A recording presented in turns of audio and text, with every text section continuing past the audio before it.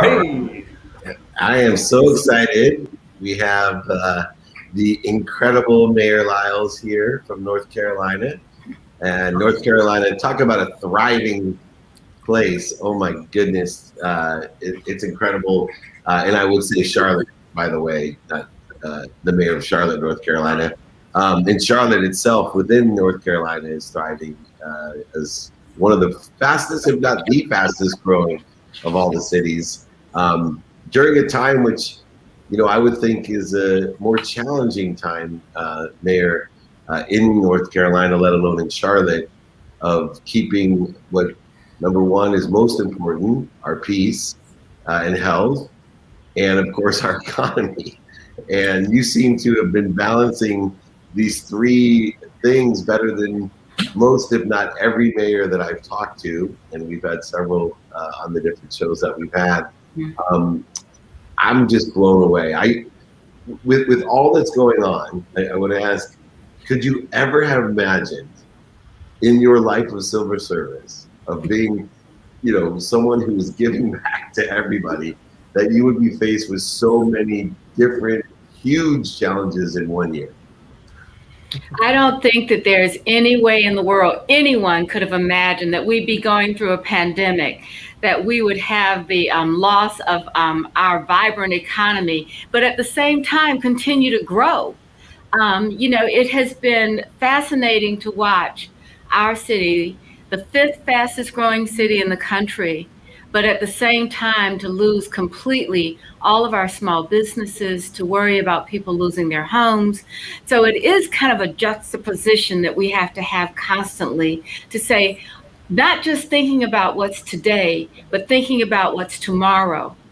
But at the core of all of it is thinking about our people, the people that live in our city. one of the things that I was most struck by when I was just kind of reviewing some of the setup for today's show is not only is your focus on the things that David just talked about, but an emphasis on economic development, specifically workforce development. The people. Yeah, it's one thing to add jobs, but if we're not developing the people in the process of adding jobs, you're not going to have a thriving economy long term. It's not sustainable. Right. And why is that such a passion for you? I'm very curious about that. Well, if you ever look at the numbers and what it means, particularly for Black and brown people, and you find this gap between employment in terms of unemployment and employment, or employment that allows you to live in our city and support yourself and to support the others that you love. And so these are the kinds of things that you have to look at. And when people talk about it in a qualitative way, what we've done here is quantified that we know that we have people that are not able to, that spend more than 51% of their income, their disposable income, on housing and transportation. So what do we want to do about that? We want them to get better paying jobs. How do you get a better paying job? That you're prepared for the workforce that's available today. When we think about jobs and we're thinking about the future, we started programs that address climate change. So we're doing training in heating and air conditioning, for example, the new heating and air conditioning that's working with solar energy. We're actually looking at how do we address the issues around mobility, and how do we get people that are trained in driving electric buses, and how do we make sure that people can repair those buses. So that's what we're doing here in Charlotte. We understand the future is going to be possible only if you have the training and the ability to support yourself with a good paying job. Yeah. One of the other things that I see is this great insurgence of population growth from a lot of people from the Northeast and from California. And being able to provide quality of life, as Charlotte is known for, always I see it on the top of the list as far as best places to live, quality of life. And here you are, the first Black mayor. And I'm so caught in the juxtaposition, Mayor Lyles, because I was raised to say African American. My business partner is Warren Moon, and was trained to say the first African American quarterback in the Hall of Fame. And then my kids are like, "You don't say African American, you say Black, Dad." So I'm very, and I have to share a quick story too, because Blaine, you'll love this one. My favorite story ever about color is my mom was a private school teacher. She raised 6 kids on her own, and their school did not close for Martin Luther King Day. So I sent my daughter to go to my mom's class because her school was closed. She came home and she said, "Daddy, thank goodness for Martin Luther King." I said, "You said it." And I said, "Why is that?" She said, "Because without him, I would not be alive." And I looked at her, I said, "Without Martin Luther King, you wouldn't be alive?" She said, "Yeah, Daddy, you're brown and Mommy's peachy white." Yeah. And I love that transition, but there is a lot of racial tension around the country. And yet you seem to have, in the time when there seems to be the most, again, racial strife, you've elevated yourself to the highest position in one of the greatest cities, and people from the Northeast and the West are all piling in to your city. How did you overcome all of that, just on a branding sense, to raise to the level that you are? The city of Charlotte has always had a history of what we call progressive work. We did things that may not have been noticed by the rest of the country for many years.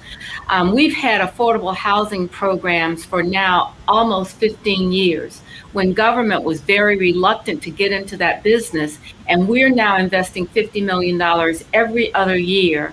And we're doing it with home ownership, not just the rental.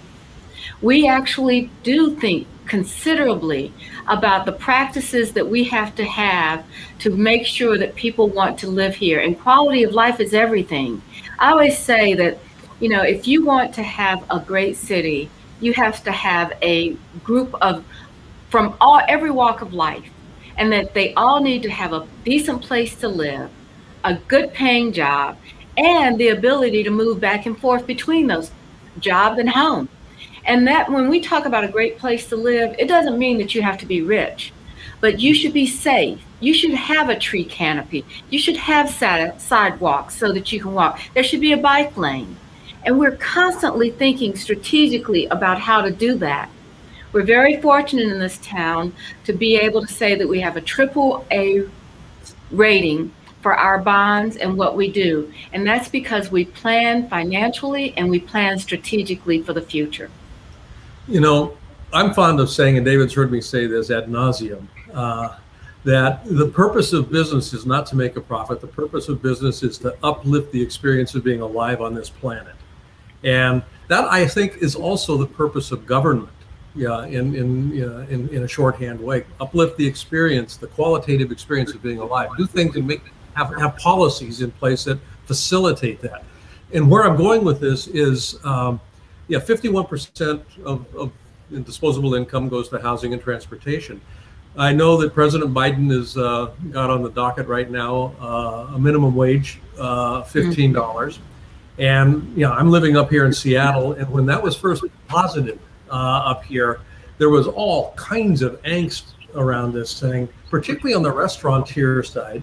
What's interesting statistically, not statistically, but data-wise, there were 43,000 restaurants that ended up being created in that period of time, from the inception of the $15 wage to where we're at today, even in the face of COVID. Yeah. And the downside has not materialized. Now, there's you can find exceptions to that, obviously. I'm interested in, North Carolina, tends to be more of a red state than certainly Washington is. Mm-hmm. What kind of pushback are you getting politically as you start to, and I say start, 15 years affordable housing. You're not just starting, you're already on this path. But what's the political pushback that you're getting, that you're having with us? I think if you live in our city, you have a sense of we're for everyone. We are trying to make a difference in people's lives. And in terms of the politics of it, I have to say we are a democratic city in a very, very red state. Yeah. But that tilts us in a direction that allows for us to take progressive steps. Even during COVID, we started a program called Open for Business, and we got CARES money from the federal government. We pushed $70 million out to small businesses. We pushed $30 million out to pay people's rent. We actually started talking about an eviction moratorium before it was actually called for, because the foundation, as you said, any city, it's not the bricks and mortar that makes a difference. It's the people that you can attract to come to your city, to bring their very best ideas, to do their very best work. And you do that by supporting their aspirations and their dreams. And we do that every day, thinking about this. We try to keep our cost of living to a place that people can afford to be here. We always try to think about those that need upward mobility first and foremost. And then we think about our small businesses as well as our corporations. In fact, I think our corporations are often very sensitive to the needs of a small business. This year, we've started what we call opportunity corridors that have been in areas where perhaps Black and brown people have lived and haven't benefited from a lot of our growth. And we ask the private sector, the corporate community, to match that effort, because racial equality and racial equity are two different things. And we've asked them to make our city more equitable. And in that mission, you also have Tech Town. You're one of the fastest growing startup cities in the world. One of the things that I think about when I see things that work, especially in America, I think, how do we scale this, right? How do we teach people the lessons that you've learned, have implemented, and succeeded with? Being in the political realm and profession, do you think it's possible when we have these winning scenarios like you created there in Charlotte, that it is possible to scale it to cities across our country? Or are we too distinct and diverse in the way that we do things that we can't scale beyond? You're just a microcosm that's going to continue to excel and attract while other cities try to figure it out. You know, Charlotte has benefited from being a leader in our region. Across, we used to call it we wanted to be the leaders in the Sun Belt cities. And I think that has happened. That sometimes they're just coincidences, like to be able to live in a city where, you don't have to worry about snow, except maybe 1 or 2 days out of a year. So there are some practical parts about living in the South. And perhaps there's even a little bit of the constant nagging thought that we have to make up for what happened during Jim Crow. Maybe a little bit of a nagging thought to think that we had mills that we had children work in, and that we're not going to go back and make those same mistakes going forward. Not to say we're perfect, we're not. I want everybody to understand we have our ups and our downs, but the overall effort, I think sometimes, is just that understanding of our history, especially now, to say we're not going to repeat those things that made it difficult for people of our city to thrive. We're going to try to make it possible for everyone to not just survive, but to be able to do something that's worthy of their work and character. That's what we're trying to do. Thriving is so much different than surviving, and what you do to create thriving is fundamentally different than what you do to create surviving. I mean, and I love that take on that, Lyles. It's beautiful.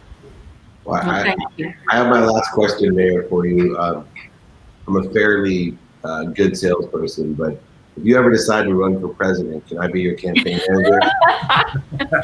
I've got the best job in the country right now, so why would I, go take a step down? I feel the same way about my job, and I don't even know what I do, and I don't want to be president. That's sad but true, and also a compliment to you, because I am going to study Charlotte, North Carolina much more, being in the entrepreneurial and startup space, being an advisor with Dave McCord to the president on small business. Don't be surprised that when it's safe for me to come visit you, that I'm going to bring my notepad and pen and take as many notes as I can, because I think more leaders around this country, both private and public, should visit you and learn the lessons of thriving and success. So I'm blown away. I'm so grateful you took the time to teach us, and we'll share the word. Blaine, any last comments? No, I just want to thank you, Mayor Lyles. I love what you're doing. I love the consciousness that you're bringing to governance, number one, but also just to living. That consciousness is replicatable, and it needs to be paid attention to. And I want to thank you for showing us the way.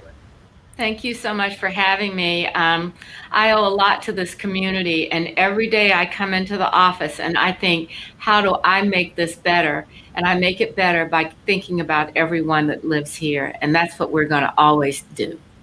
Oh, Beautiful. God bless you, and thank you so All much. Please visit us again.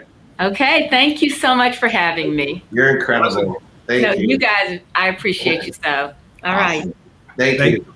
The incredible Mayor Lyles. She gets my vote for Mayor of the Year. Yeah. I was looking at the statistics in Charlotte, and I had never met Mayor Lyles before. And you know how many different mayors and governors and senators that we've had. Wow, that's all I got to say. Yeah. I mean, again, the consciousness, just what she brings to that and how that influences decisions and choices that are made. It's, you either spiral up or you spiral down. It's all energy. It's amazing. And it holds true this weekend in the Super Bowl in sports. You can see from the top down the organizations and the leaders that they create within those organizations, and the self-regulation and the collective consciousness.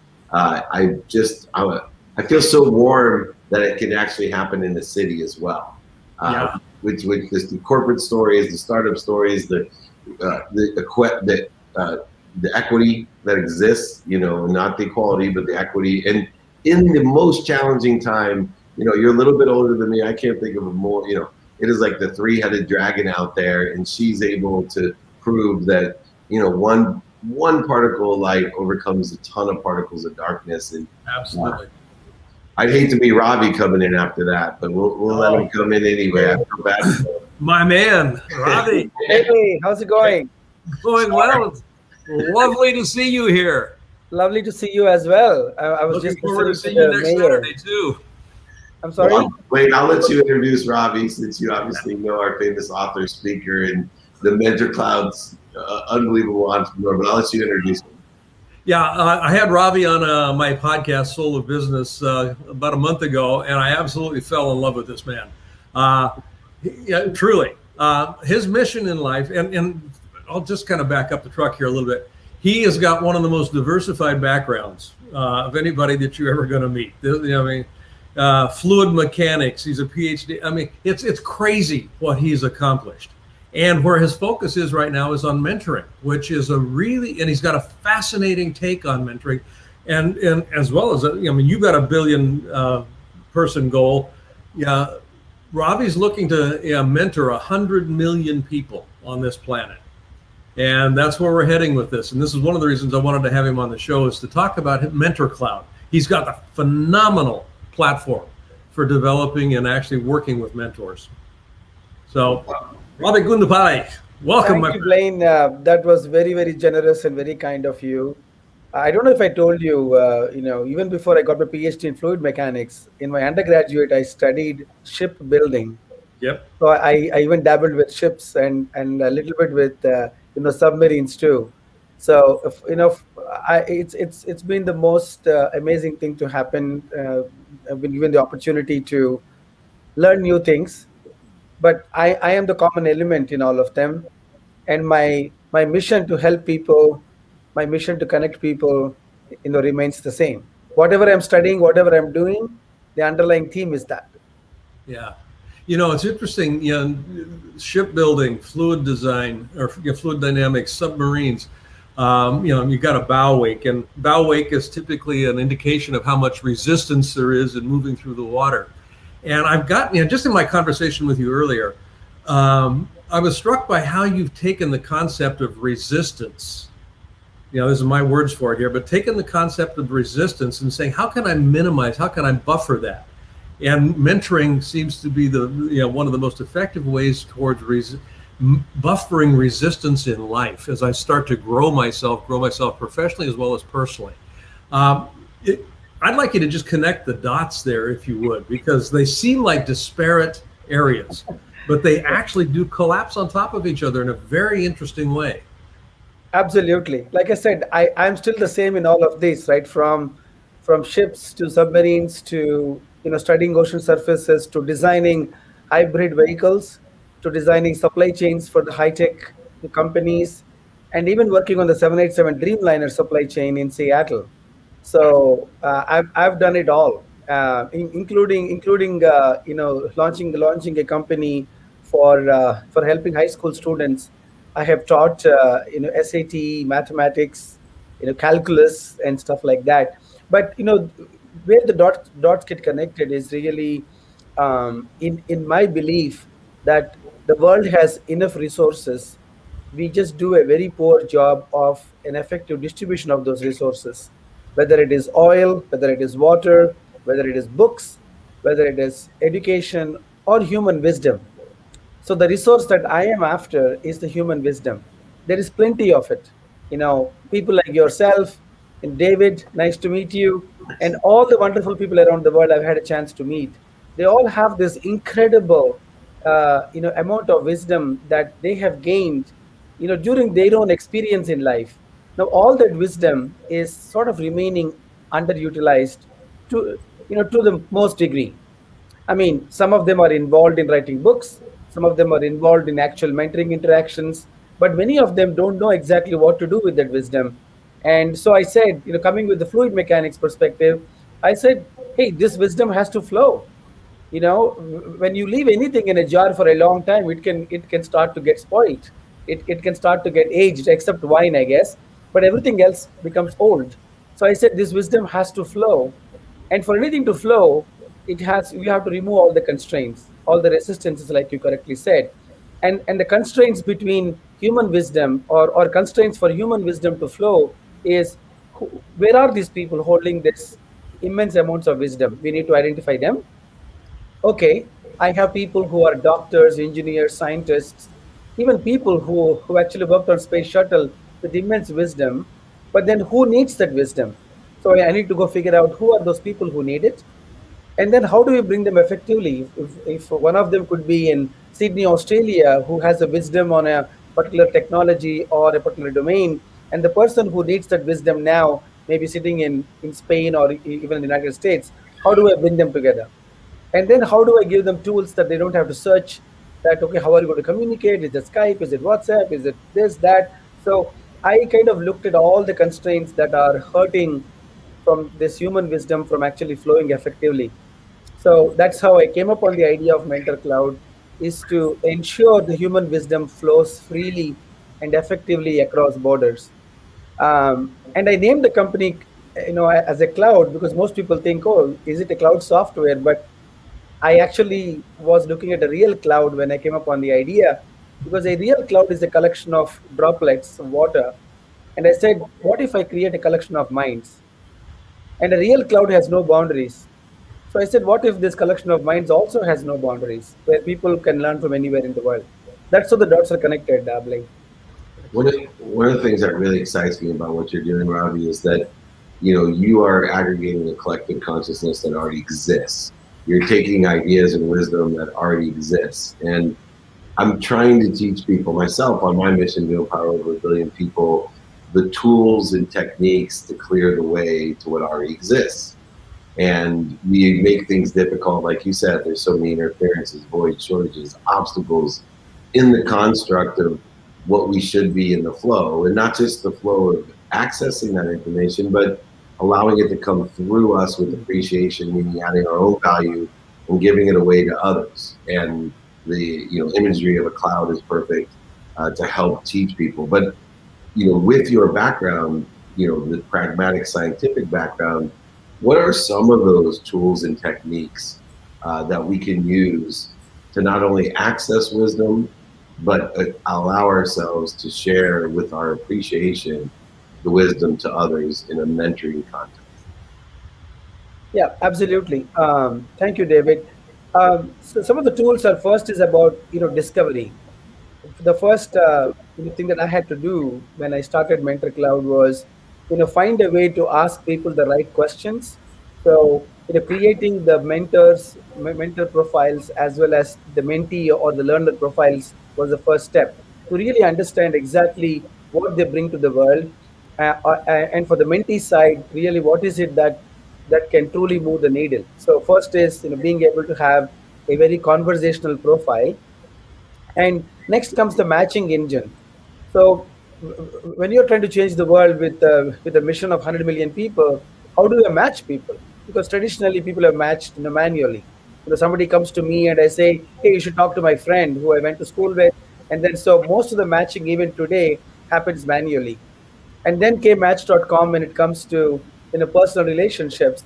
So we have created something like that. What people joke with me is, hey, you created a Match.com for wisdom. So we have advanced algorithmic tools, so that in this wide universe of people, how do I bring the right people together, uh, that are aligned in their mindset, in their personality, in their profile, location, languages, the preferences, everything together. We come up with a score and then we match them. And the third tool is, now that we have matched them, how do we make sure that they have a great time together by allowing them to schedule an initial, what we call a chemistry chat, and then being able to have a more longer conversation through live video and audio, etc. And the last step is, okay, fine, all of this is happening. People are, sharing and learning from each other. To the organization that is actually paying for this, how do we let them know that there is real ROI? So we provide analytics saying, hey, here are your top 20 mentors everybody wants to learn from.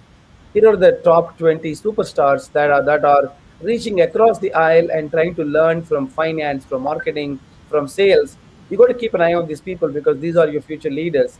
So then comes analytics. So those are the 5 tools that make this boundaryless wisdom transfer possible. You've got an interesting distinction between mentoring and coaching, and I'm mentioning this because a number of the people that are watching are coaches, either executive coaches, life coaches, whatever. And when we were talking on the podcast, I told you I was going to steal that distinction because it's so elegant. So wisdom comes into play on both sides of this. So from a coaching perspective, how does this work? And from a mentoring perspective, how does this work? What's going on there? What's the difference? Because Dave and I are both mentors as well as coaches. I love it. I love this question. I love this question, Blaine, because I've always just said coaches get paid, mentors are free. So I don't know. I'm looking for something better. I'm looking for something better. Mentors get paid also in a whole different currency, right? Different currency. It's not Bitcoin. They're going Bitcoin now for the mentors. They're going Bitcoin now, exactly. But Blaine, after you have mentioned to me, I've probably said whatever I said. The difference between mentoring and coaching. So after our conversation, I said, let me do a video. So I did a video on YouTube on mentoring versus coaching. But this is how I see it. Tapping into somebody's wisdom is mentorship. So whereas tapping into somebody's genius is coaching. So when I'm wearing the hat of a mentor, I'm sharing my experiential wisdom with somebody. Whereas when I'm getting coached, the coach is now tapping into my inner genius, asking the right questions and basically pulling it out. And I have seen that a lot of executive coaches, including one of my own coaches, who happens to be coach for some of the biggest CEOs in America. He has never been a CEO of a large company himself. However, he is able to coach a CEO of a $20 billion company because the skill that he is bringing is to bring out the genius of the CEO. But when I'm mentoring somebody as an entrepreneur or as a a career professional, I am actually sharing my own experiences, what has worked for me, what has not worked for me, what questions I wish I asked in my journey, so that I'm directly transferring wisdom. So tapping into wisdom, mentoring, tapping into genius is coaching.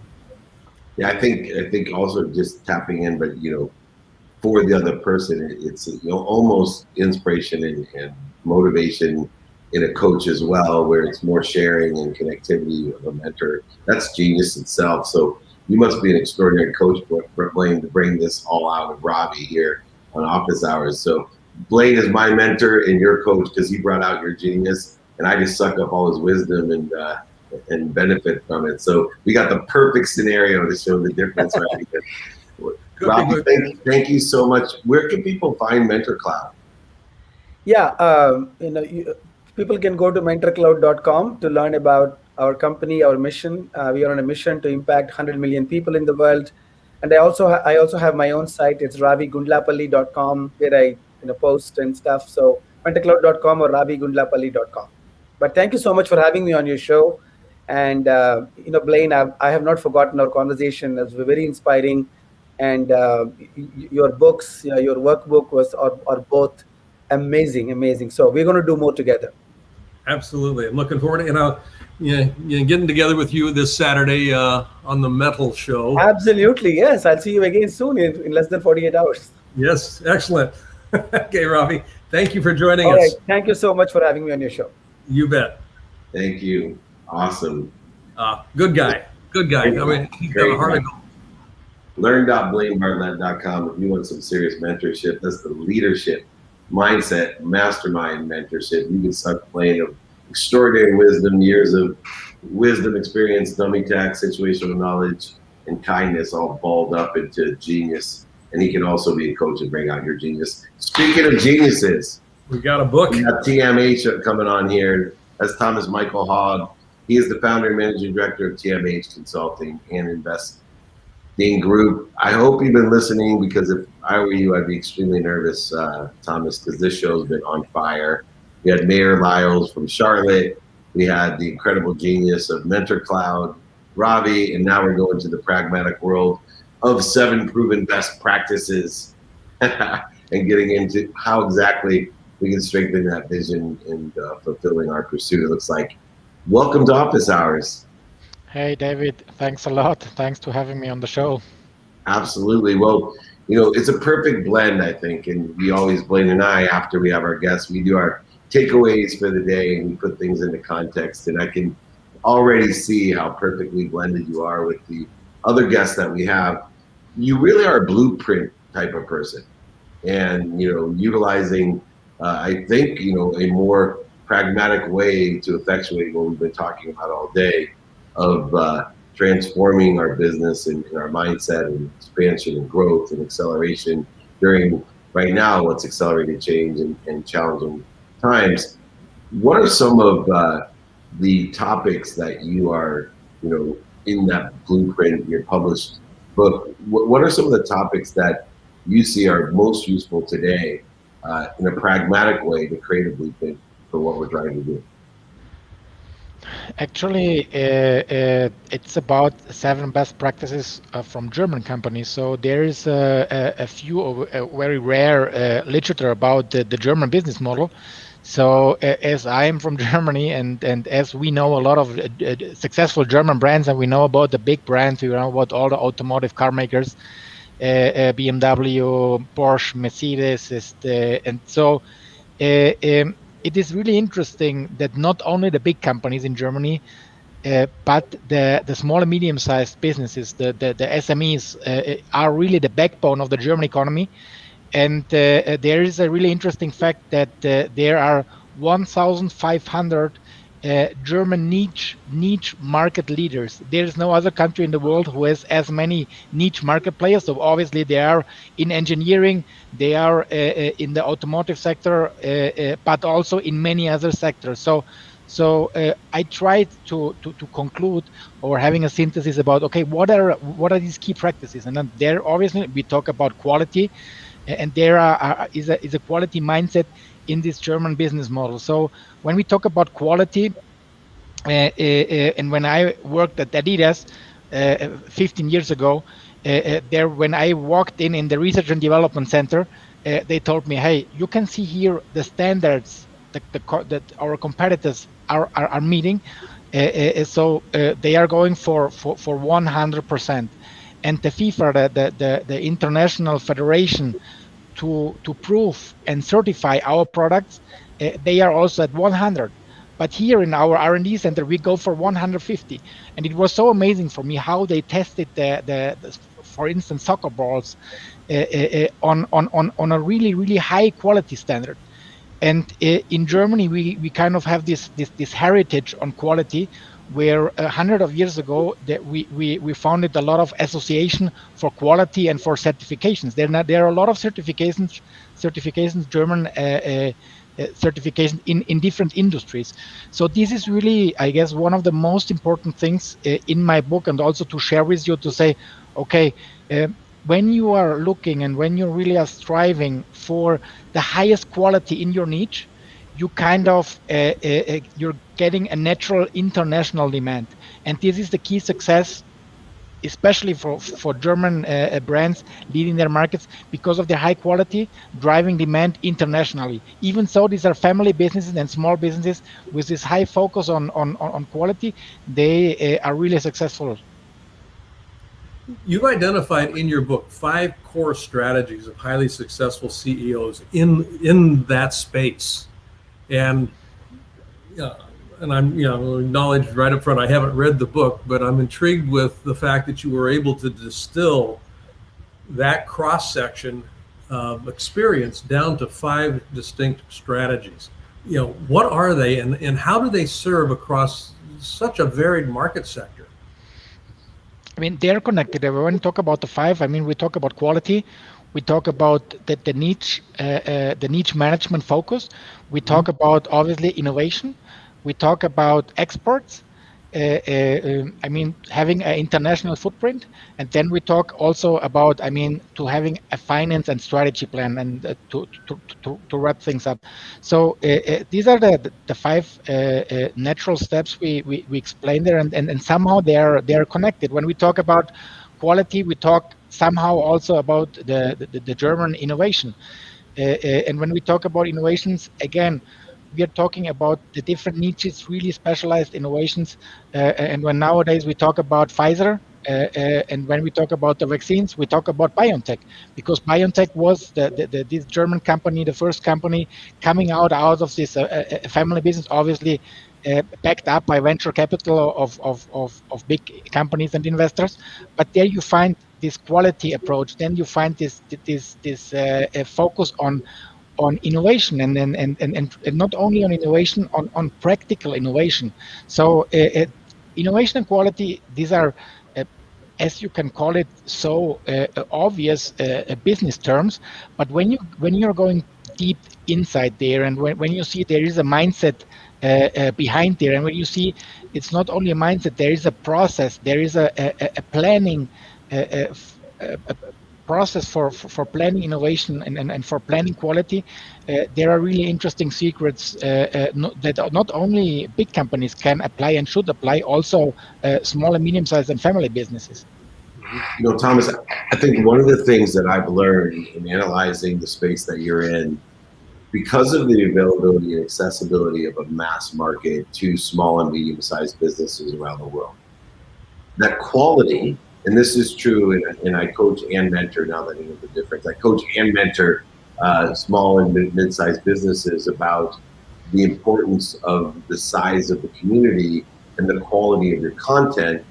And I duplicate and learn from the German quality standards. And I'll explain why. Because number one, we now have the ability as a small and medium-sized business to have access that the world conglomerate businesses only had previously.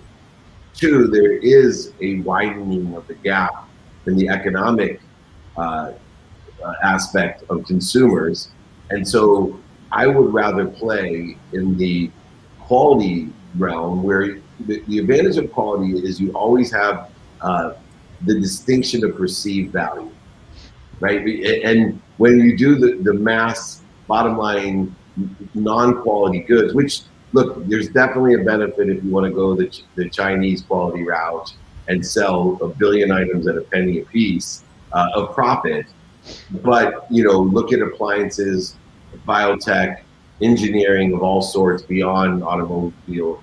You can see how the perceived value, now that there's such a mass access to a disparate economy, you really can benefit. And I want to really bring out that your book, to me, represented a great guideline to how someone can brand quality and take advantage of perceived value through branding, communication, which can exponentially create success. And I see the work that you're doing, at TMH, allowing these companies to take pride and make the investment to do things better, instead of do things faster, cheaper, and easier.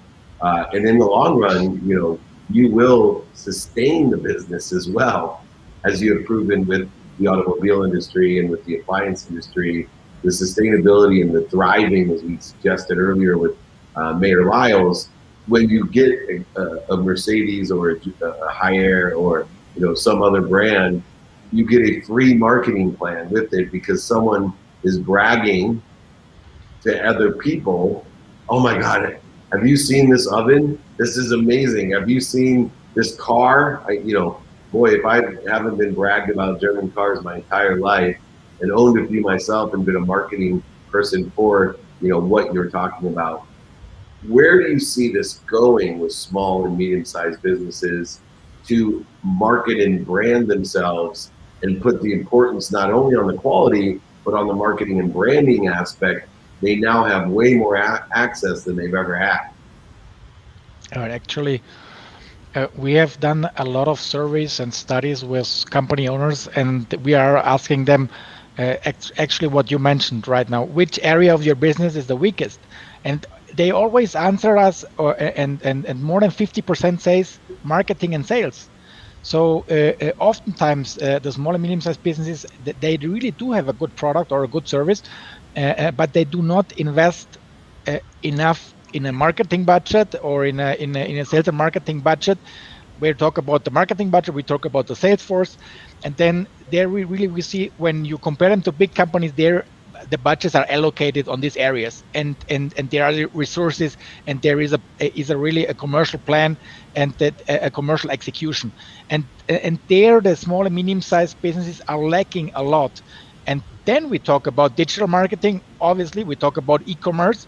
So the big companies, they are really fast and agile to allocate their offline marketing budget to the online marketing budget. So this is really important for the small and medium-sized business owners to be quick and also to allocate budget and resources to marketing, to the sales force, but nowadays, as we know, on the digital side.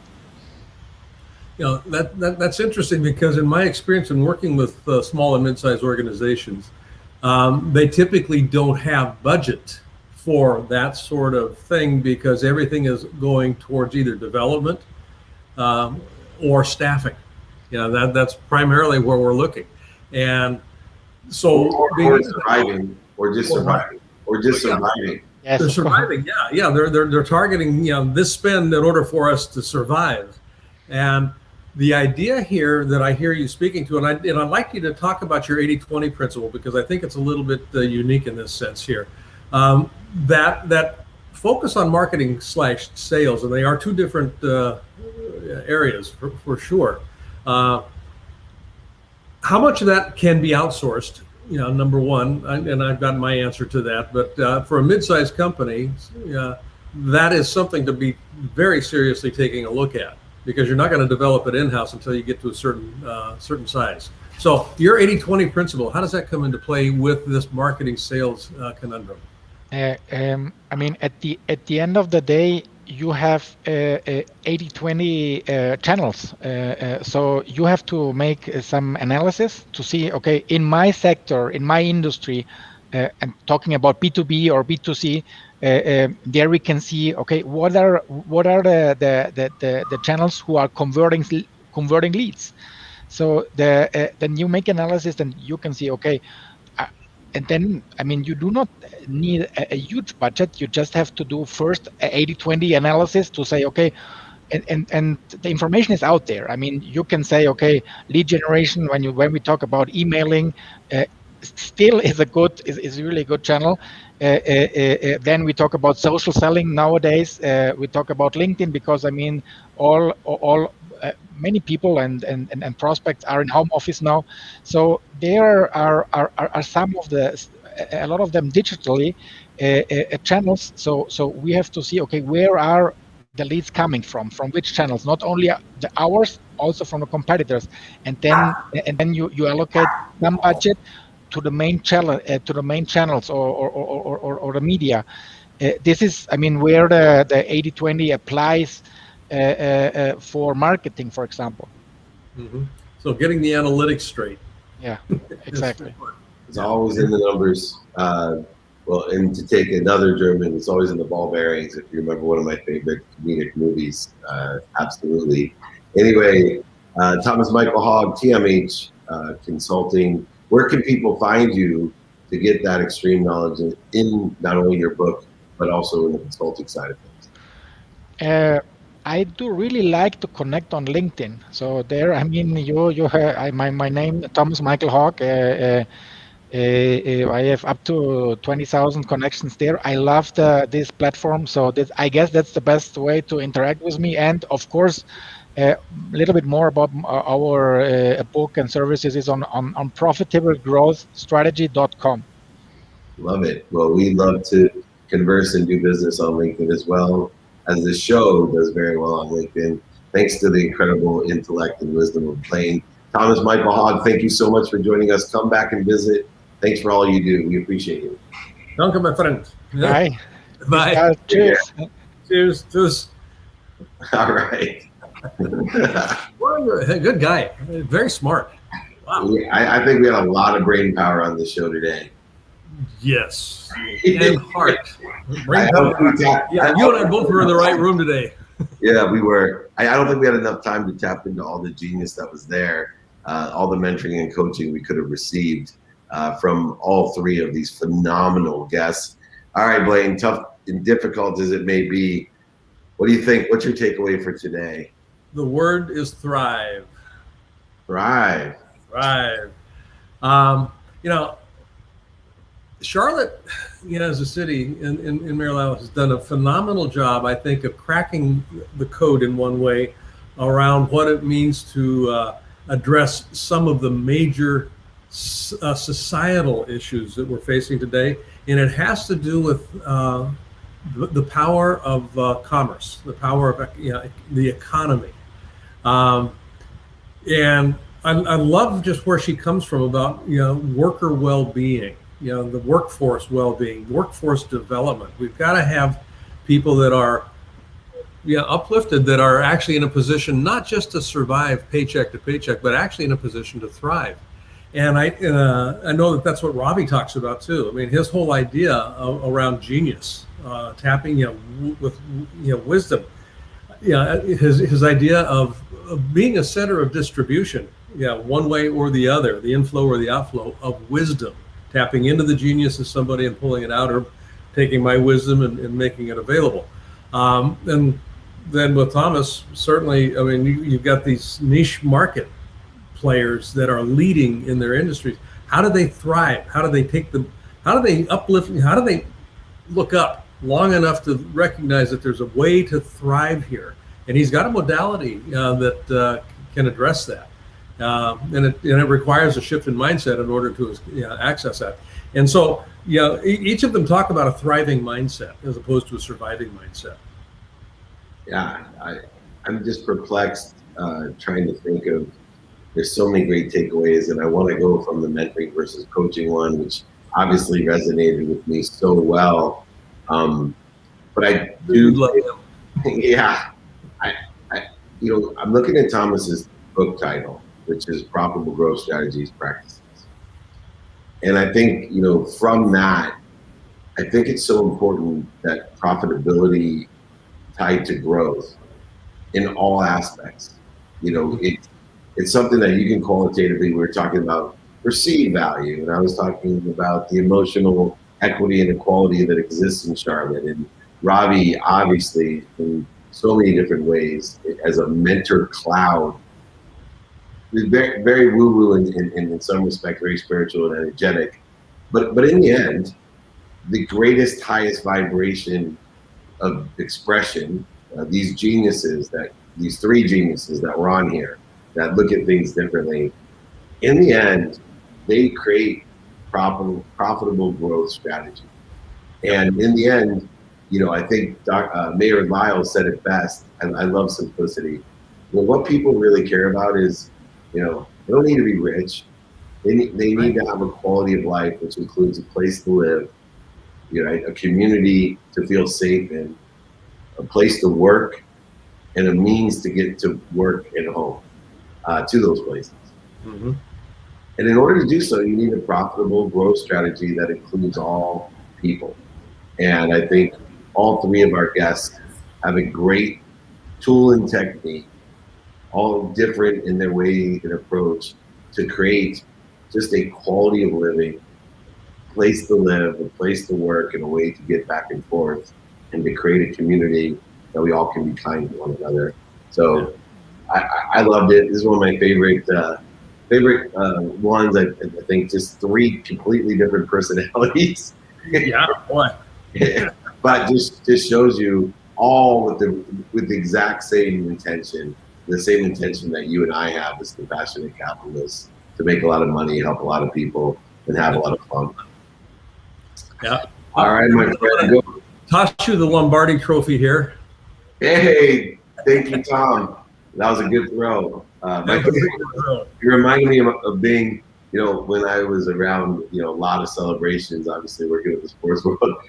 My favorite that most people probably didn't pick up, Daddy, no, don't do it. I can't tell you how many times I heard my daughter, Daddy, no, Daddy. No. And luckily there was good hands on the other side catching that Lombardi Trophy. And what a great weekend I had with my son, and who's evolved to have a terrific conversation and teach me so much about a game I thought I knew about. Thank goodness for access to information and the MentorCloud that exists in the sport of football, as well as everything else. Anyway, go to learn.blainebartlett.com/LMN. That's Leadership Mindset Mastermind.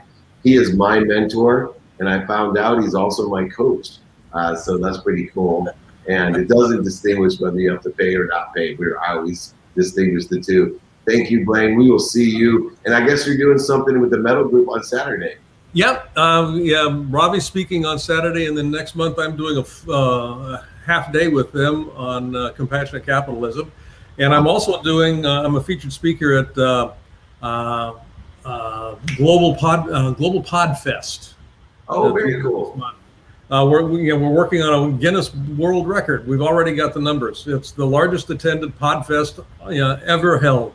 Nice. And I'm a featured speaker. We're talking about compassionate capitalism. Tune in on it. Podfest.com. When is that? I'm starting on the 22nd, and then it's going to run for a week and a half.